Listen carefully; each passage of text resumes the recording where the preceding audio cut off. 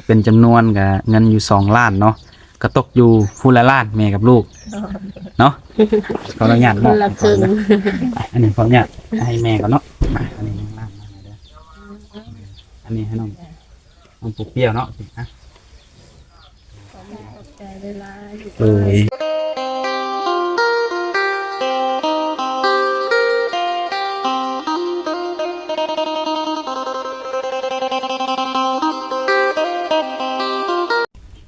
ฮะ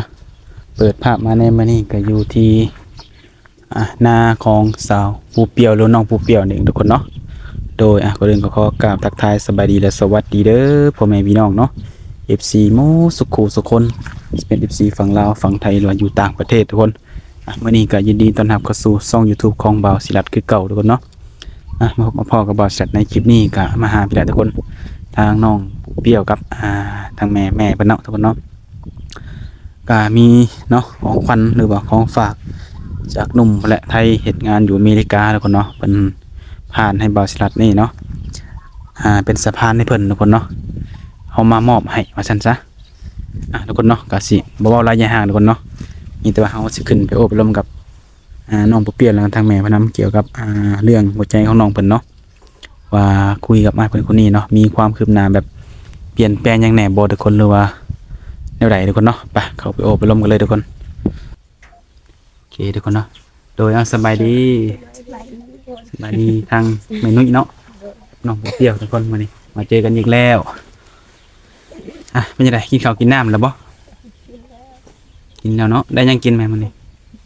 ก็ถ้าจับแจว จำแจวเลย บ่ได้หยัง บ่มีแนวกินบ่ โดย อืม กินแม่บ่สบายแล้วก็บ่ฮู้กินจังแม่บ่ได้ไปหาหยัง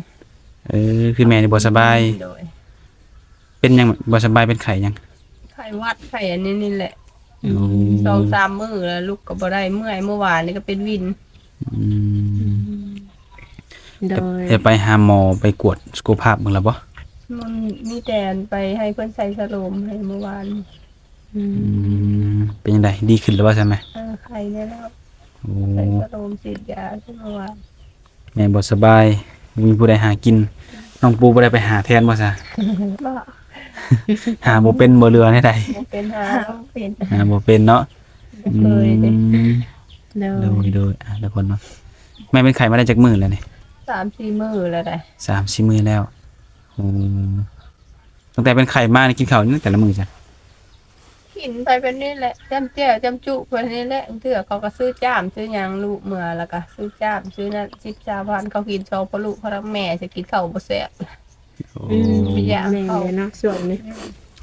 คนบ่สบายเห็นหยังก็บ่อยากเนาะ แม่น ทุกคนเนาะถือว่ามามื้อนี้ก็ทางแม่เพิ่นก็บ่สบายให้แหละทุกคนคือว่าอากาศมันก็เปลี่ยนแปลงเรื่อยเนาะคือมื้อซี่แล้วเนี่ยร้อนมื้อนี้เนาะ เดี๋ยว ฮ้อนก็ฮ้อนนะแท้ว่าได้ แม่ ถ้านอนแล้วก็หนาวก็หนาวบ่ฮู้บ่อยู่ เดี๋ยวร้อน แต่ เดี๋ยว มัน หนา เห็น ว ได้คนเจ็บคนไข้ฮะ ดู มันความเนาะโดย หรือเป็นจังไดทางน้องปูเปรี้ยวคุยกับทางอ้ายเพิ่นทุกมื้อนี่ โอเค โอเค ตั้งแต่มื้อนั้นเนาะตั้งแต่ที่เฮามาถ่ายมื้อนั้นมาจนฮอดมื้อนี้นี่เคยผิดเคยเถียงกันอยู่บ่ บ่ บ่เคยเนาะมีงอนกันอีกบ่มีงอนกันอีกบ่ บ่ บ่มีแล้วแมันบ่เป็นจังไดเป็นเครื่องของฝากที่อ้ายเพิ่นซื้อให้นะปุ๊พอใจอยู่บ่ พอใจ พอใจอยู่เนาะโดยอ้ายเพิ่นก็กันสิเว้าได้แล้วก็อ้ายเพิ่นก็ดูแลเนาะหรือว่าซัพพอร์ตเท่าที่เพิ่นดูแลแล้วก็ซัพพอร์ตได้เนาะเพราะว่าหนึ่งมาเฮานี่ก็ยังเป็นผู้บ่าวผู้สาวกันเนาะ แม่น ถ้าให้จะให้อ้ายเพิ่นนี่ทุ่มเทหมดโตหมดอันก็เพิ่นก็บ่กล้าเสี่ยง แม่นบ่ติเพิ่นได้อันนี้ก็ โดย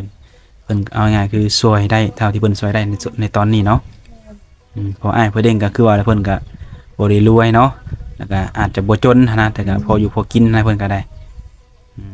โดยแต่ก็ถึงบ่ว่าน้องบ่เปรี้ยวก็พอใจอยู่เนาะยันว่าโอ๊ยอ้ายเพิ่นดูแลได้ส่ำนี้บ่เฮ็ดงานอยู่ทางไกลสิเบิ่งหยังดงได้ส่ำนี้บ่เนี่ยนะอ้ายเพิ่นยันน้องว่าติอ้ายเพิ่นหั้นนะก็คือว่าบ่มีปัญหาตัวนี้เนาะ เข้าใจอยู่ทางนี้ก็ โดย ลมมื้อเช้านี่เป็นเลยแม่นโทรศัพท์ดับปะเราบ่ ปลาคือจนโทรศัพท์ดับพุ่นบ่ เอาบ่ เป็น ได้ จังได๋ เด็กเพิ่นโทรมาแล้วก็ อืม เนี่ยเวทมันน้อยเดียวเพิ่นโทรมาเฮ็ดลมน้อยเดียวนึงยันโทรศัพท์ดับ โอ้ แมทเบิดเนาะ ลมกับอ้ายเพิ่นเบิ่งจักเทื่อน้องเนาะคุยกับอ้ายเพิ่นเบิ่งจักเทื่อ ก็หลายเทื่อ หลายเทื่ออยู่สมัครจะเป็นโทรบ่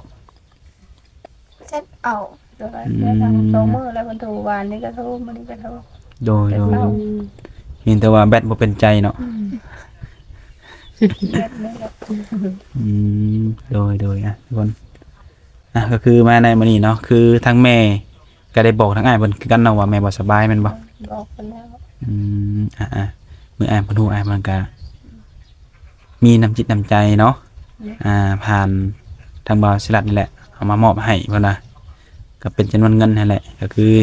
เป็นค่ายาบ่หรือว่าค่าซื้ออยู่ซื้อกินนี่แหละเนาะ เพิ่นก็บอกเอิ้นไปหาหมอแต่ว่านี่แม่ว่าบ่มีเงินแม่ว่า อืม เพิ่นว่าสิให้แต่บ้านแต่เพิ่นว่าบ่ทันนั่นเด้แต่แม่น่ะบ่ไหวแล้วแม่ไปก่อน โอ้ก็ยังดีอยู่เนาะที่ว่าเฮาไปหาหมอได้อยู่ไปไหนไปเซ็นเพิ่นบ่หรือว่าได้ เป็นแล้วเขาป้าพี่น้องนี่ญาติพี่น้องเด้ อืม ไปให้ดมกันได้อยู่แล้ว โอ้ใครอยู่ซั่นเนาะ โดย อืมก็คือมามื้อนี้ก็มีสองส่วนเนาะจำนวนเงินก็ได้ มีทั้งแม่และลูกว่าง่ายๆกันเนาะเพราะว่ามาแต่ละเทื่อนี่มีแต่ให้แม่เนาะยื่นให้แม่แต่รอบนี้เพิ่นสิให้ลูกนำรอบนี้ก็เป็นจำนวนก็เงินอยู่2ล้านเนาะก็ตกอยู่ผู้ละล้านแม่กับลูกเนาะขออนุญาต ค บอก นละครึ่ง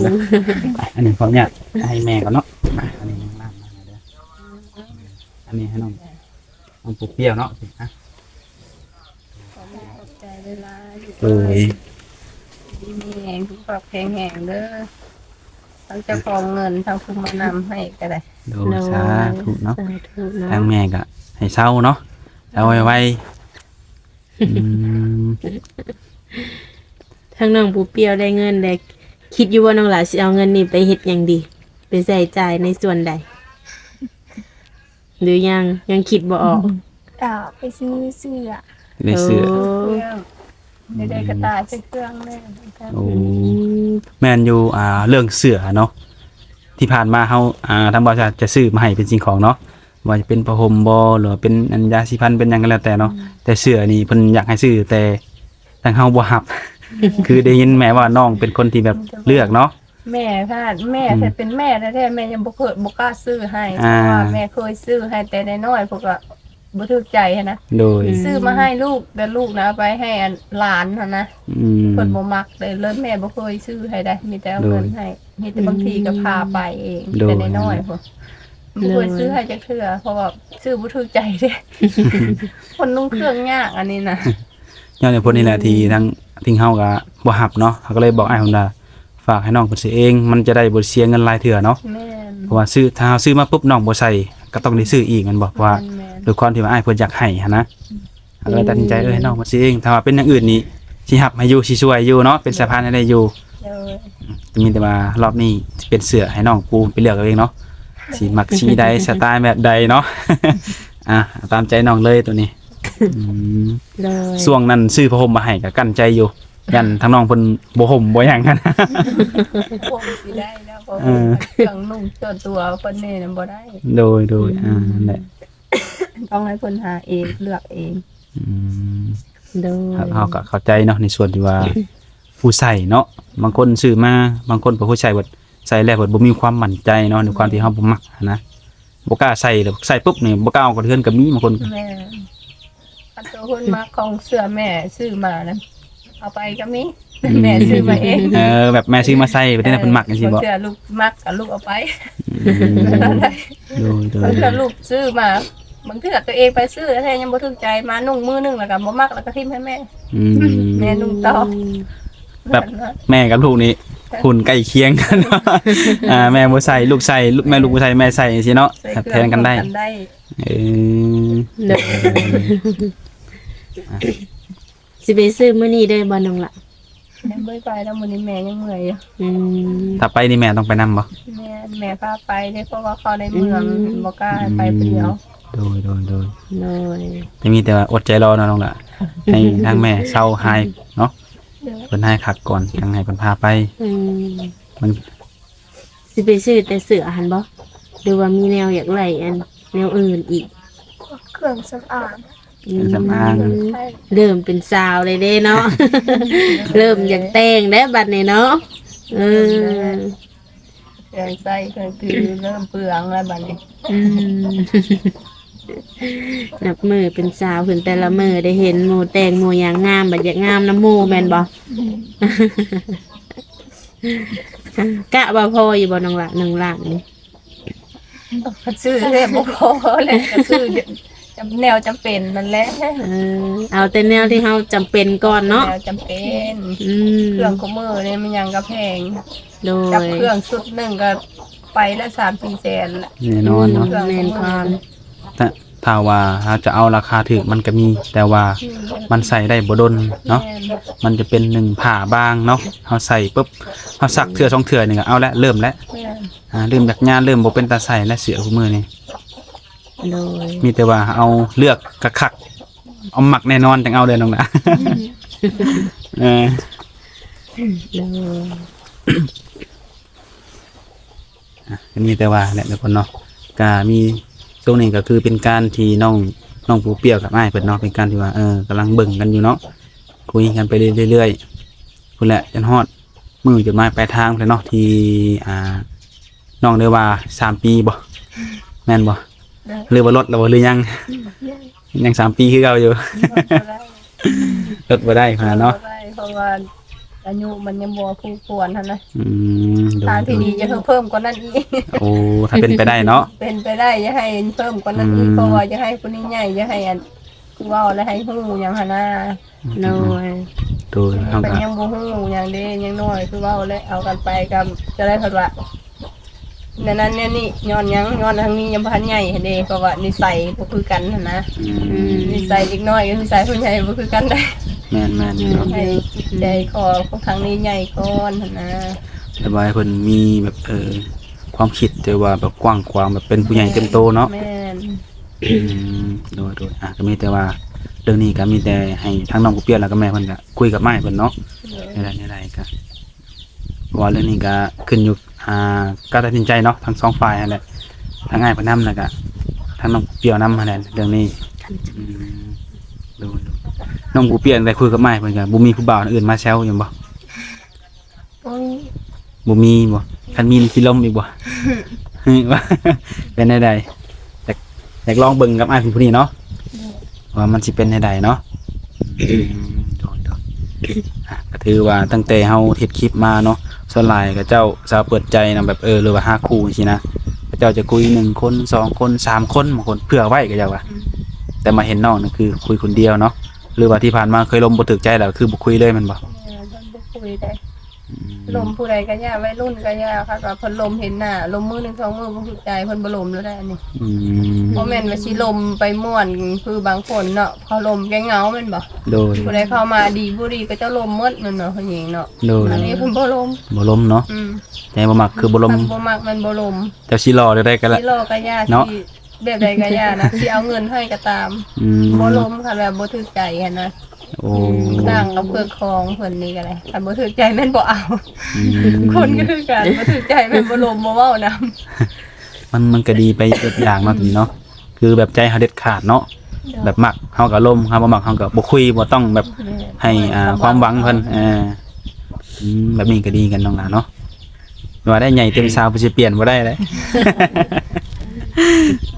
ทุกคนเนาะ โดย โอเคทุกคนเนาะก็ถือมามื้อนี้ก็ถือว่าว่าแล้วก็ผู้ใหญ่ผู้น้อยไปใส่ รับแล้ว มันนอน โอ้ยลิ้นแล้วก็รับแล้วเดี๋ยว สบายแท้เนาะ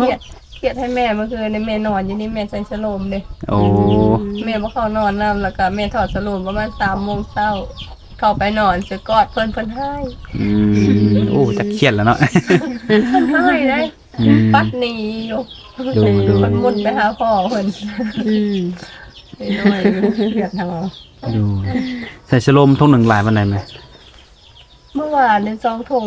น้อยเพิ่นใส่ให้หมดเท่าไหร่หมด400,000ปลายบ่ทั้งยาซักยาหยัง อื อื ม เพิ่ ม นใส่ให้เมื่อวาน โดย เพิ่นให้ใส่2 ถุงเลยมันถุงน้อยถุง500นะ โดย อืม หมดไป2 ถุงเนาะ เด้อ แต่ว่าตอนนี้ยังมีหิงไข่อยู่ใช่ไหม ยังเมื่อยยังอันเสียยังบ่อยากเข้า แต่ว่าอยากกินนี่ยังมีบ่ อยากกินแบบเป็นพวกต้มพวกอันนั้นน่ะรสจัดอันนั้นจะคืออยากแบบนั้น โอ้ก็ว่าแล้วคืออยากแต่ในคลัมเนาะ คืออยากเป็นแบบ อยากแต่ในภายในมาหมอหาหมอให้กิน แต่ว่าอยากกินนี่แม่นี่มีบ่ตอนนี้ อยากกินบ่มีได้บ่ได้ซื้อบ่ว่ามีแต่เพิ่นวางยาสักยาให้บ่ได้ โอ้มีแต่สักยาวอืม โดย โดยอ่ะทุกคนเนาะมีแต่ว่าให้แม่หายไวๆเศร้าไวๆเนาะน้องผู้เปียกก็ดูแลแม่ไปก่อนช่วงนี้ อ่า และเฮ็ดแทนแม่แล้วช่วงนี้กันเนาะแม่นบ่ พ่อได้ลงจนพัก พ่อบ่ลงอ้าวลูกสาวคือบ่ลงลูกสาวนี่ พ่อได้ลงจนพัก เออ ทางแม่ อืมก็คิดว่าน้องผู้เปียกสิรับแทนบ่แม่นเนาะทั้งพ่อรับแทนอืมเฮ็ดจังซั่นน้องแต่ละมื้อซะ ลูกนึงเข้า โอ้หน้าที่คือนึ่งข้าว อืม แต่อยู่แต่กินบ่คัน ได้กันเพิ่นเอ็ดอยู่ให้กินอยู่ทั้งงานนั่นแหละ อืมโดย เอาน้องเนาะ เนี่ย น้อง หน้า ป้อน ที่ ข้าว เพิ่น น้อง คือว่าอะไรหลักๆมันก็แม่ก็อยากให้เพิ่นมาเอาน้องเนาะ อืม ดูแลน้อง เอา ซั่น น้ นี่ องซอย เฮ็ดอยู่เฮ็ดกินนึ่งข้าวนึ่งน้ำล้างถ้วยล้างจานมันบ่ แม่น อืม ตามเราเพิ่นบ่มาเนี่ยก็จักไผสิเอาลูกให้แน่น้องแล้วก็บ่มีไผแลกง่ายๆเพื่อสิขึ้นมาก็6 โมง 7 โมงเพื่อสิแล้วพักแล้วงา อืม เพื่อสิได้นึ่งข้าวเปล่าไทยก็ได้ไทยเป็นลูกนี่มาซอยแล้วไผแน่ฮอดโมงฮอดยามแล้วขึ้นมาก็ได้กินโลดหั่นนะ อืม ใครอยู่เนาะแบบเฮาไปเฮ็ดเวียกงานมาเมื่อยเพิ่นขึ้นมาบ่ต้องเฮ็ดอยู่เฮ็ดกินอีกเนาะ แม่น สิเมื่อยตื่มอีกนี่แค่นึงมา โดย ขึ้นมาปุ๊บมันก็ได้เห็นผ้าขาวผ้าน้ำเนาะลูกสาวแต่งไว้ทานแล้วเนาะ แม่น อืมโดยอ่ะ โอ โอ เค เคเนาะ ค่ะ ทุกคนเนาะคือมาในมื้อนี้ก็ถือว่าสะพานเฮาด้วยเป็นเวียกอ้ายเพิ่นก็ถือว่าสำเร็จสมบูรณ์เนาะเงินก็ฮอดมือทั้งแม่แล้วก็ทั้งน้องผู้เปียวก็นำทุกคนเนาะเงินในส่วนนี้มอบให้แม่สิไปใช้จ่ายในส่วนใดก็แล้วแต่แม่เลยเนาะเพิ่นก็บ่ได้ว่าหยังน้องผู้เปียวก็คือกันเนาะคือเฮาเป็นเงินเฮาแล้วเฮาก็ต้องจัดการเองเนาะสิซื้อหยังก็ได้เลยนะน้องหลานเนาะ เด้อ จะมีแต่ว่าให้น้องก็ซื่อสัตย์แล้วก็จริงใจกับอ้ายเพิ่นตลอดไปเนาะเดี๋ยวเป็นในใดๆก็รายงานหรือว่าทางเฮาก็สิมาอัปเดตเติมเนาะโดยว่ามีแต่ว่าทางเฮาก็สิได้ขอจบคลิปเพียงเท่านี้ก่อนไว้พอกันในมื้อหน้าเผื่อมีหยังเพิ่มเติมเนาะก่อนอื่นก็ขอให้แม่เซาไวๆเนาะทุกคนเนาะโดยเอาสบายดี สบายดี